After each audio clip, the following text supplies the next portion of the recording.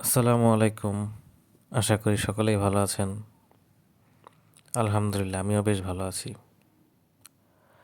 আজকের ওয়েদারটা বেশ ঠান্ডা ছিল।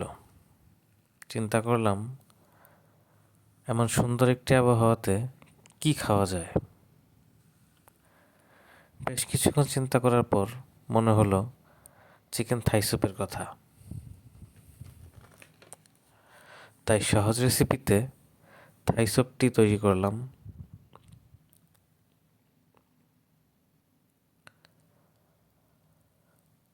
থাই স্যুপটি খেতে বেশ ভালোই হয়েছে। ঠান্ডা ঠান্ডা মৌসুমে চাইলে আপনারাও এটি সহজেই বানিয়ে ফেলতে পারেন। এতক্ষণ সাথে থাকার জন্য আপনাদের সবাইকেই ধন্যবাদ। সবাই চ্যানেল সাবস্ক্রাইব করবেন এবং প্রতিনিয়ত ভিডিও দেখবেন এবং সাথে থাকবেন। ধন্যবাদ।